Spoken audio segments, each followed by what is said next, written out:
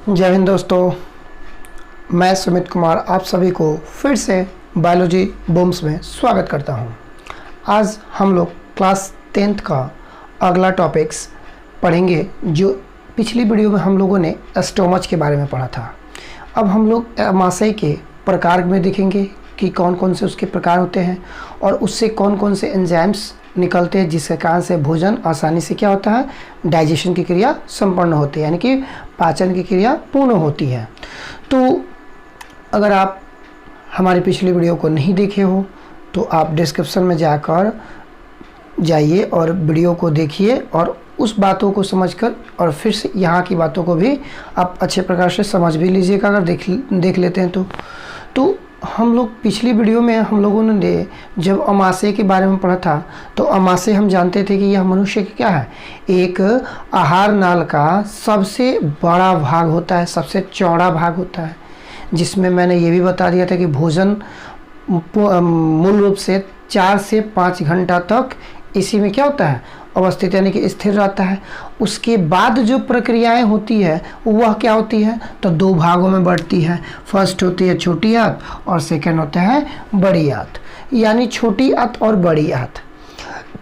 तो ये जो दोनों आंत है ये क्या है, आपके अमाशय के क्या है, प्रकार है। ठीक है, तो अमाशय के जब 2 प्रकार होते हैं आप जान गए, तो हम जानेंगे कि छोटी आंत क्या होती है और छोटी आंत के द्वारा भोजन की जो पाचन की क्रिया होती है वह किस प्रकार से पूर्ण होती है, संपन्न होती है। ठीक है, तो आप सभी जानते हो कि मनुष्य मुख गुहा के द्वारा भोजन का शुरुआत करता है, स्टार्ट करता है, जहाँ से भोजन का पाचन की क्रिया भी शुरुआत वहीं से होता है, यानी मुख गुहा से होता है। मुख गुहा में हम जानते हैं कि 3 जोड़ी लार ग्रंथियाँ पाई जाती है, मैंने इसको बता चुका हूँ। फिर जब वो मुख गुहा के द्वारा जो आपका 3 जोड़ी लार ग्रंथियाँ निकलती है, पैरोटिड ग्रंथि, सबलिंगुअल लार ग्रंथि, सब मैंडिबुलर लार ग्रंथि, ये 3 जोड़ी लार ग्रंथि निकलती है, भोजन को अच्छी प्रकार से सानती है, उसको निगलने में सहायता करती है, साथ ही साथ भोजन को पचाने में भी मदद करती है। तो जब भोजन नीचे की तरफ आता है तो वह एक ग्रास नली में घूमते हुए कहाँ पे आती है, अमाशय में पहुँचती है। अमाशय में पहुँचने के बाद से अमाशय से भी क्या होता है, एंजाइम्स निकलते हैं। ठीक, अमाशय से भी एंजाइम्स निकलते हैं और यह निकलने के बाद से वह वहाँ पर भी पाचन की क्रिया होती है, लेकिन संपूर्ण यानी कि पूर्ण रूप से नहीं हो पाती है। तो अब जैसे ही आगे की तरफ आती है तो पैनक्रियाज से होते हुए गुजरती है, यानी कि पैनक्रियाज के मुख द्वार से गुजरती है। तो पैनक्रियाज क्या करता है, अपने मुख द्वार से यानी कि एंजाइम्स निकलता है, जो जैसे कि आप लोगों को हमने बताया होगा कि जो ये ऐसे आता है, ऐसे होता है, यहाँ पे ये क्या होता है, ऐसे ऐसे हमने बताया था। इसके अंदर छोटी आंत होता है, तो ये जो पैनक्रियाज होता है ये छोटी आंत के मुख द्वार में क्या होता है, खोल कर रखता है, जिसके कारण से इसके द्वारा भी एंजाइम्स निकलता है और भोजन को पचाने में मदद करता है। तो ये मैं इसको बता देता हूँ पैनक्रियाज के द्वारा कौन कौन से निकलता है, कैसे निकलता है। पहले फिर आते हैं हम लोग इसको पहले देख लेते हैं। तो छोटी आंत का होता है, छोटी आंत जो होती है यह मनुष्य का सबसे लंबा भाग होता है, यानी कि समझिए कि यह ऐसे आता है, अमाशय के पास आता है, अमाशय से ये क्या होता है, रोटेट घूमते घूमते घूमते घूमते उसके मल द्वार तक फैला होता है, जिसकी लंबाई लगभग देखा जाए तो 6 मीटर होता है। अब 6 मीटर कहने का अर्थात 6 मीटर देख समझ सकते हैं कि कितना लंबा होता है। साथ ही साथ इसकी चौड़ाई भी होती है, तो चौड़ाई कितनी होती है, तो 2.5 सेंटीमीटर, यानी 2.5 सेंटीमीटर का एक क्या होता है, नली होता है, जिसके माध्यम से भोजन आसानी से उस रास्ते से क्या होता है, आता है। अब वह नली यानी 2.5 सेंटीमीटर का जो नली है, अगर आप उसमें आवश्यकता से अधिक भोजन को डाल लेते हो तो यह नली क्या होता है, काफ़ी मात्रा में बढ़ जाता है, जिसके कारण से भोजन क्या होता है, जा नहीं पाता है। जब अंदर की तरफ जाएगा नहीं तब तक पूर्ण रूप से पाचन नहीं हो पाएगा। तो जब नहीं जाता है तो वो क्या होता है, आकर फंस जाता है, फंसता है। यानी कि अगर जैसे यहाँ पर यानी कि ग्रास नली में फंस जाता है तो अचानक क्या होता है, उसकी जो नली जो होती है वो नली ब्लॉक कर जाती है। ब्लॉक करने के बाद से क्या होता है, तो वो भोजन ना ही नीचे की तरफ जाता है, ऊपर निकलने की कोशिश करता है, लेकिन तब भी उसमें क्या होता है, हिचकी आना, खराश आना, इस तरह के उत्पन्न होने लगते हैं। तो हम लोग कहते हैं कि हमें कोई याद किया है, तो ऐसा नहीं है। ऐसा आपका क्या है कि उस नली में आपने भोजन को आवश्यकता से अधिक क्या किया, डाल दिया, जिसके कारण से उसकी जो नली होती है वह नली क्या हो गई, रोटेट करते हुए निकलती है, तो वह नली ब्लॉक हो गई। ब्लॉक होने के बाद से भोजन नीचे की तरफ नहीं जा रहा है, तो जाहिर सी बात है कि आपको सरकना आएगा तो दिक्कत होगा। तो उस चीज़ को हम लोग क्या करते हैं, एक तरल पदार्थ के द्वारा उसका हम लोग जो भी भोजन फंसा होता है वो नीचे की तरफ निकालने की मदद करते हैं। तो हम लोग पानी पीते हैं, पानी पीने के बाद से क्या होता है, वो आसानी से जाता है। उस जो यहाँ पर इसके जो नली में चिपके होते हैं वो साइड से निकालते हैं, तो भोजन धीरे धीरे आसानी से क्या होता है, नीचे की तरफ जाना शुरू हो जाता है। और जाने के बाद से तब हमको रिलैक्स फील होता है, और उसके बाद से फिर से हम अपना खाना स्टार्ट कर लेते हैं। तो कहने का अर्थात ये क्या कहता है कि मतलब सबसे लंबी नली होती है, सबसे लंबी भाग होता है, और यह किस आकार का होता है, तो बेलन के आकार का होता है। तो बेलन के आकार का ऐसे ऐसे घूमता है ना, ऐसे ऐसे घूमता होगा, तो वही आपका क्या होता है, छोटी आंत होता है। यानी कि छोटी आंत क्या होता है, बेलन के आकार का होता है, जिसकी लंबाई 6 मीटर होती है, 6 मीटर होती है, चौड़ाई 2.5 सेंटीमीटर होती है।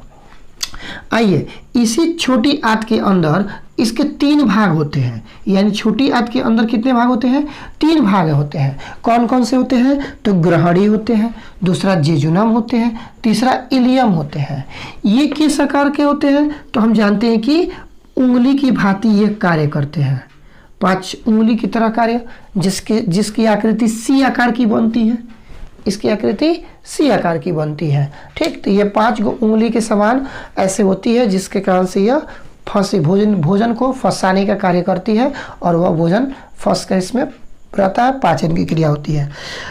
तो अब देखिए, कहता है कि छोटी आंत में भोजन का पाचन के लिए क्या क्या आवश्यक होता है, कौन कौन उसको भोजन पचाने में मदद करता है। तो एक तो होता है पित्त होता है, बिल होता है, फिर अग्न्याशयी रस होता है, यानी पैनक्रियास जूस होता है, ठीक है। उसके बाद से कहा गया जी, हाँ, आंत रस होता है, यानी कि पैनक्रियास रस और तथा आंत रस। आंत रस को हम लोग सक्कस एंटेरिकस भी कहते हैं, ठीक।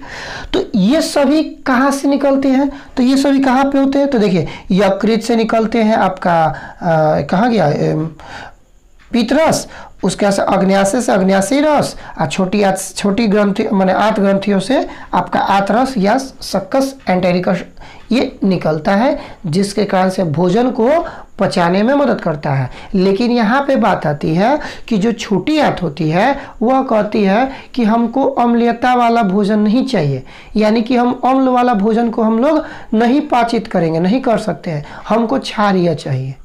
तो क्षारीय भोजन के लिए भाई क्या होगा, तो देखिए इसके बाद हम क्या बता दूं, इसको नोट करना हो नोट कर सकते हैं।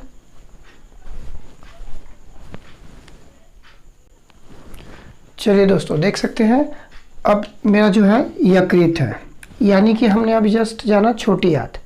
छोटी आंत में हमने बताया कि भोजन में उसमें पाचन की प्रक्रिया कैसे होती है। अब हम जानते हैं यकृत यानी कि लीवर। ये जो लीवर जो होता है मनुष्य का, ये सबसे बड़ी ग्रंथि होती है। यानी कि क्वेश्चन बनता है, ऑब्जेक्टिव बनता है कि बताइए कि मनुष्य का सबसे बड़ी ग्रंथि कौन सी होती है, तो यकृत होती है। सबसे दूसरी बड़ी ग्रंथि कौन सी होती है, यानी 2 प्रकार की बड़ी ग्रंथियाँ होती है। तो एक तो हो गया सबसे बड़ा ग्रंथि कौन हो गया, लीवर हो गया, यकृत हो गया।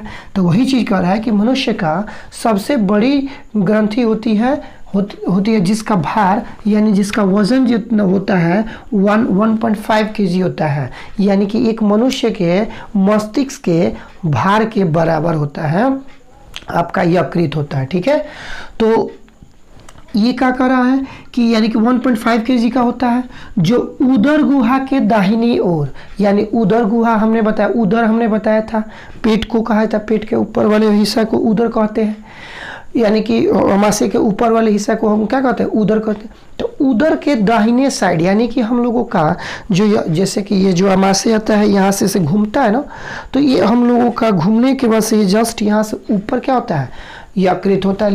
लीवर पाए जाते हैं, जैसे कहता है कि लोग लीवर खराब हो गया है शराब पीने से, चाहे ये अन्य चीज़ों के सेवन से। तो ये क्या होता है, यानी कि लीवर जो होता है हम लोगों का कहाँ होता है, उदर गुहा के दाहिनी ओर में स्थित होता है। कहता है कि यकृत के द्वारा पीत रस स्रावित होता है, यानी यकृत जो निकालता है रस, वह क्या निकालता है, पीत रस निकालता है। और वह पीत रस किसके द्वारा निकालता है, तो पित्ताशय के द्वारा निकालता है।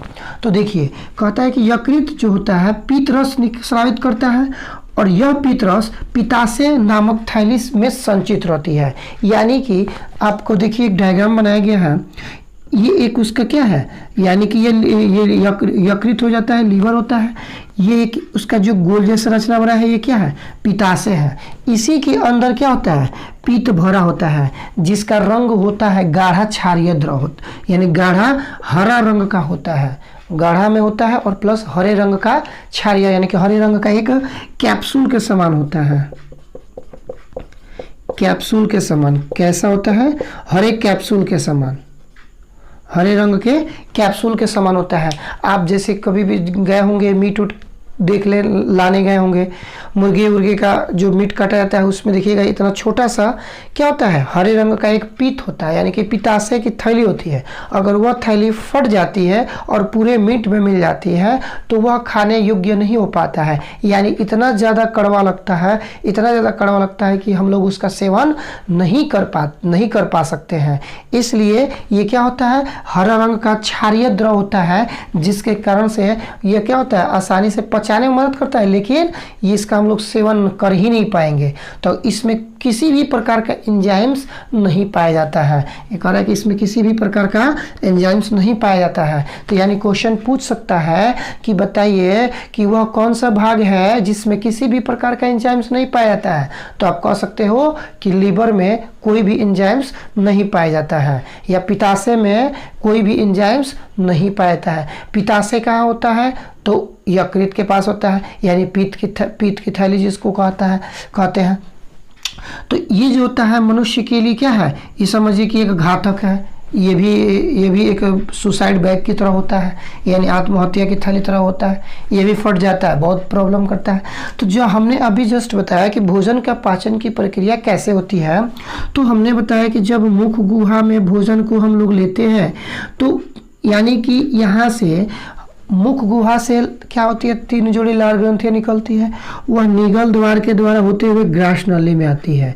इसका क्या नाम होता है, तो इसको हम लोग कहते हैं ग्रास नली के नाम से जानते हैं। यानी कि ग्रास नली हमने बताया भी था कि जिस नली के द्वारा भोजन आसानी से क्या हो जाए, नीचे की तरफ यानी अमाशय में पहुंच जाए।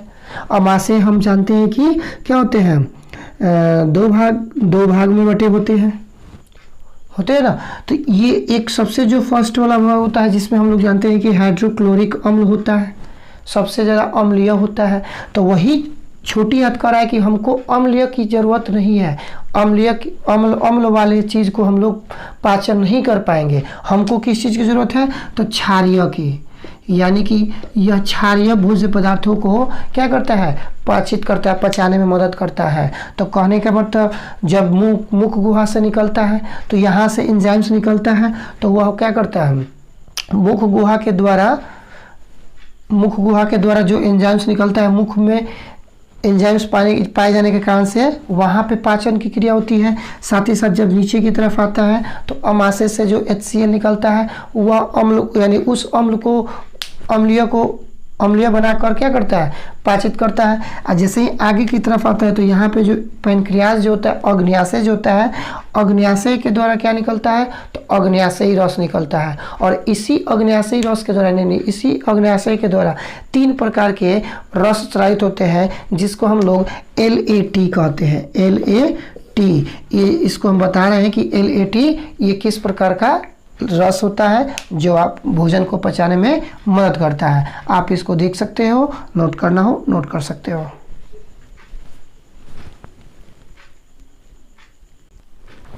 देखिए दोस्तों, अब हम लोग जानेंगे अग्न्याशय, यानी कि अग्न्याशय पैनक्रियाज क्या होता है और इसके द्वारा कौन कौन से एंजाइम्स स्रावित होते हैं। तो पैनक्रियाज जो होता है, हमने जैसे बोला कि मनुष्य की सबसे बड़ी ग्रंथि यकृत को कहा जाता है, यानी कि लीवर को कहा जाता है। तो उसी तरह से पैनक्रियाज भी मनुष्य के सबसे दूसरी बड़ी ग्रंथि होती है। क्या होती है, सबसे दूसरी बड़ी ग्रंथि होती है, जो कहाँ पे स्थित होता है, तो अमाशय के ठीक नीचे ग्रहणी को घेरे हुए एक पीले रंग की ग्रंथि होती है। तो इसमें 2 तरह के क्वेश्चन आ गया कि मनुष्य का सबसे दूसरी बड़ी ग्रंथि कौन सी होती है, तो पैनक्रियाज होता है, यानी कि अग्न्याशय होता है। दूसरा नंबर क्वेश्चन कि पैनक्रियाज ग्रंथि का रंग कैसा होता है, तो पीले रंग का होता है, कह सकते हैं ना। तो ये 2 तरह के ऑब्जेक्टिव क्वेश्चन बन गया। अब वही चीज कह रहा है कि इसके द्वारा होने वाले जो स्रावित एंजाइम्स है वह देखिए निम्न प्रकार के, यानी कि लेट, हमने अभी जस्ट बोला LAT, लेट। लेट का अर्थ होता है L for lipase, A for amylase, T for trypsin. ये 3 तरह के एंजाइम अलग अलग भोज्य पदार्थों को कार्य करते हैं पचाने में। जैसे हम जानते हैं कि बहुत सारे भोज्य पदार्थों को हम क्या करते हैं, सेवन करते हैं, अलग अलग तरह के, चोखा, चटनी, भात, दाल, सब्जी, यानी इसमें बहुत सारे, कोई अम्ल होता है, किसी में क्षारीय होता है, किसी में माने प्रोटीन होता है, किसी में कार्बोहाइड्रेट होता है, अन्य बहुत सारे चीज़ होता है। हम सबका सेवन करते हैं, सबका हम लोग को भोजन को पचाना जरूरी है। अगर भोजन पचेगा नहीं तो अगले दिन हम खा नहीं पाएंगे, डाइजेशन की क्रिया होगा, कहिएगा कि पेट फूल गया है, एकदम खाने का मन नहीं है, ह्यू जर रहा है, एसिडिटी हो रहा है, जलन महसूस हो रहा है। तो इन सभी छोटे छोटे जो भी क्रियाएं होगी वो आपको प्रकट रूप से दिखाई देगी। तो इसीलिए हमारे प्रतिदिन का भोजन प्रतिदिन पचना आवश्यक होता है। तो लेट यानी कि L फॉर लाइपेज कहता है, लाइपेज किसका पाचन करता है, तो फैट का यानी वसा का, लिपिड्स का, ये क्या करता है, इसका पाचन करता है। तो अगर पूछ दिया जाए कि बताइए कि कौन सा एंजाइम्स के द्वारा वसा का पाचन होता है, तो क्या आंसर कहिएगा, तो लाइपेज कहिएगा, L for lipase, L for lipase. तो लाइपेज के द्वारा क्या होता है, मतलब फैट, वसा, लिपिड्स एक ही चीज होता है। चर्बी माने तैलीय पदार्थ कह सकते हैं, तैलीय पदार्थ जैसे तेल, घी, ये सब क्या है, आपका वसा है, चर्बी बढ़ाने का। तो देखिएगा मनुष्य का सबसे पहले चर्बी कहाँ दिखाई देता है, तो मनुष्य का पेट दिखाई देता है। पेट में क्या होता है, चर्बी सबसे ज़्यादा बढ़ जाने के कारण से लोग अधिकतर पेट अपना क्या करता है, टोते रहता है, देखते रहता है कि ढेर मोटा गई बा, नहीं ढेर चर्बी हो गई बा। तो ये मनुष्य का वसा यानी कि फैट्स की मात्रा क्या होती है, बढ़ने लगती है। कब, जब तैलीय पदार्थों का सेवन करते हैं तब। ठीक। A फॉर एमाइलेज क्या करता है, तो एमाइलेज जो होता है स्टार्च को पचाने में मदद करता है। स्टार्च क्या है, तो उसको हम लोग मंड कहते हैं। मंड क्या होता है, तो चोकर को कहते हैं, यानी कि कोई ऐसा पदार्थ जिसमें उसका अवांछनीय पदार्थ भी उसके साथ मौजूद हो। अवांछनीय पदार्थ अगर नहीं पाया जाएगा तो वह भोजन का पाचन पूर्ण रूप से होगा ही नहीं। अगर आप प्योर आप आटा को चलते जाओ उसका रोटी खाओगे तो समझिए कि वो मैदा हो गया। अब मैदा का रोटी आप पचा नहीं सकते हो। ठीक, तो इसीलिए उसमें मंड का मात्रा होना जरूरी है। तो वह मंड का पाचन कौन करता है, तो एमाइलेज करता है। तो क्वेश्चन पूछ सकता है कि बताइए स्टार्च का पाचन कौन सा एंजाइम्स करता है? तो एमाइलेज करता है। मंड का पाचन कौन करता है? एमाइलेज करता है। चोकर का पाचन कौन करता है? एमाइलेज करता है। ठीक, उसी तरह से T4 ट्रिप्सिन, T4 ट्रिप्सिन। तो ट्रिप्सिन क्या होता है? ट्रिप्सिन जो होता है यह प्रोटीन को पेप्टोन में बदलता है। ये प्रोटीन को किस में बदलता है? पेप्टोन में बदलता है। और यह पेप्टोन पेप्टाइड में बदलता है। यह पेप्टोन पेप्टाइड में बदल जाता है, जिसके कारण से तब भोजन का पाचन की प्रक्रियाएं पूर्ण होती है। यानी कि जब इसे ही इसमें भोजन आता है तो इसमें प्रोटीन का पाचन हो गया। अब प्रोटीन का पाचन हो गया तो भाई आगे की तरफ जाएगा तो अग्न्याशय तब तक ये एंजाइम्स छोड़ना शुरू करेगा। तो हमने बताया जस्ट कि अभी छोटी आंत क्या करता है? क्षारीय पदार्थों का क्या करता है? मतलब पचाने में मदद करता है। तो यही चीज़ क्या करता है? ये सभी खंड खंड भागों में सभी अलग अलग चीज़ों को भोज्य पदार्थों को जब अलग रूप से खंडित करता है, खंडित करने के बाद से उसको क्षारीय बनाता है, और क्षारीय जब बन जाता है तो छोटी आंत में प्रवेश करता है, और वही छोटी आंत में प्रवेश करने के बाद क्या होता है? भोजन का पाचन पूर्ण होता है। कहाँ पे होता है? तो छोटी आंत में होता है। छोटी आंत की लंबाई कितनी होती है? तो 6 मीटर होती है। चलिए, तो आप देख सकते हो लेट का हमने क्या बताया? इसका फुल फॉर्म बता दिया, यानी कि लेट कौन कौन से एंजाइम्स होते हैं। नोट करना हो नोट कर सकते हैं।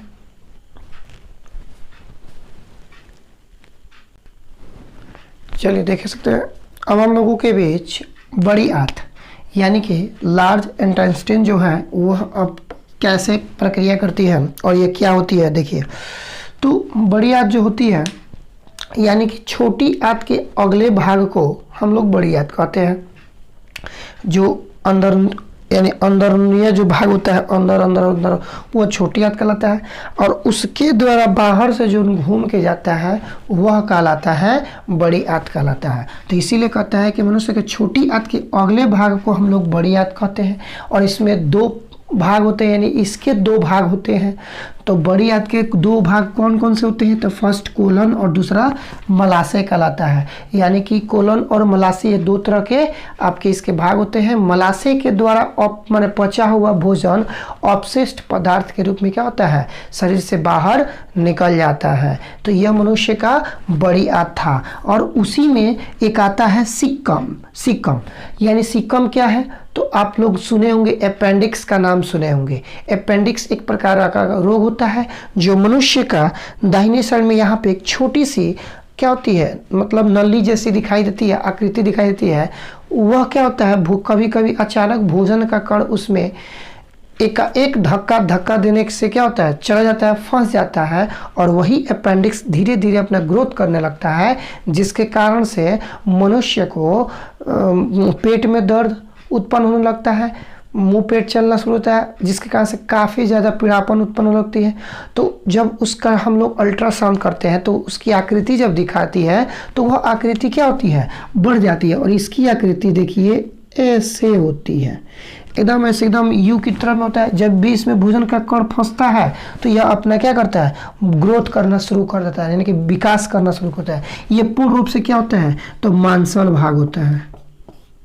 पूर्ण रूप से पूरा का पूरा मांसल होता है। यह कोई एक माने कोई प्रकार का यह अंग नहीं है। यह एक क्या है? अपशिष्ट अंग है जो मनुष्य के ये पूर्वजों से चलता आ रहा है। तो इसलिए यह यहाँ पर भी हम लोगों पे भी पाया जाता है। यानी कि एक समझ सकते हैं कि ये जेनेटिक्स लक्षण है, जेनेटिक्स गुण है जो कि आगे तक आ रहा है और पीछे से आते हुए यहाँ तक भी आ चुका है। तो आगे देखिए, इसका अगर रिसर्चिंग के कारण से अगर ये हट जाता है तो अच्छी बात है, नहीं तो यह सिलसिला चलते रहेगा। हमारे आने वाली भी पीढ़ी में यह भी चीज़ रहेगा। तो सिक्कम देखिए क्या कहता है? कहता है कि छोटी आंत तथा बड़ी आंत के जोड़ पर, यानी कि जो छुटकी आंतवा जो होता है, छुटकी आंतवा और निचवा से जो निकलता है बड़ी आंतवा, उनके दोनों के जोड़ पर, यानी कि उनके दोनों के क्या करता है? दोनों के जोड़ पर, मान लीजिए कि दोनों के जोड़ पर एक छोटी सी नली होती है। यानी कि मान लीजिए कि दोनों को हम जोड़ दिए तो इस पे एक छोटी सी नली निकल गया, एक छोटी सी नली निकल गया, जिसे हम लोग क्या कहते हैं? तो सिक्कम कहते हैं। क्या कहते हैं, सीकम कहते हैं। और यही सीकम यानी कि इसी सीकम के शीर्ष पे यानी कि इसके ऊपरी भाग पे एक क्या होती है, उंगली जैसी, हमने बोला ना यानी ऐसे ऐसे, तो उंगली कहने करता देखिए, तो इस पे ये खाली दिख रहा है कि नहीं दिख रहा है इसमें, तो यानी कि भोजन आसानी से जा सकता है। तो उंगली जैसी रचना होती है जिसका सिरा क्या होता है, बंद हो जाता है, जिसका सिरा क्या होता है, बंद हो जाता है, और यही कहलाता है, इस रचना को हम लोग अपेंडिक्स के नाम से जानते हैं। यह अपेंडिक्स एक प्रकार का रोग भी हो जाता है जिसको हम लोग अपेंडिक्स रोग कहते हैं। यानी इसकी आकृति जब बढ़ेगी और सिरा बंद हो जाएगी तो इसकी आकृति बढ़ने के कारण से क्या होगा, हमको पीड़ा उत्पन्न होगा, और पीड़ा उत्पन्न होगा तो जैसे बात दर्द होगा, काफ़ी दर्द होगा, और उसका जब हम लोग देखेंगे तो ये क्या होगा, अपेंडिक्स बढ़ जाएगा, जिसका हम लोग कहेंगे अपेंडिक्स रोग है। और डॉक्टर इसका सलाह क्या करेगा, बोलेगा कि इसको काट कर निकाल दीजिए। चलिए ठीक है, आप देख सकते हैं ये रहा मनुष्य का डाइजेटिव सिस्टम। जितना हम लोगों ने पढ़ा, ये टोटल आपके बीच डाइजेटिव सिस्टम के कौन कौन से पार्ट्स होते हैं, कौन कौन के पार्ट्स से क्या एंजाइम्स निकलते हैं, किस प्रकार से कार्य करते हैं, हमने सभी बारी बारी से पढ़कर बताया और आपको समझाया। आई होप कि आपको जो भी बताया गया हो आपको पूर्ण रूप से समझ में आया होगा। अब हम लोग इसका कुछ ऑब्जेक्टिव क्वेश्चन होगा जो कि आपको अगले वीडियो में दिया जाएगा, या पीडीएफ में दिया जाएगा, या तो आपको मतलब यहीं पे शॉर्ट आउट करा दिया जाएगा, जिसके कारण से आप देख सकते हो, लिख सकते हो, नोट कर सकते हो, आपको याद करने में भी आसानी होगी। तो नेक्स्ट इसका जो हम लोग का अगला चैप्टर होगा वह श्वसन रहेगा। श्वसन से रिलेटेड हम लोग जो भी क्वेश्चन आएगा उसमें पढ़ते चलेंगे। तो आप हमारे साथ बने रहें और अगले वीडियो का वेट कीजिए। तब तक के लिए हमें इजाज़त दीजिए। धन्यवाद।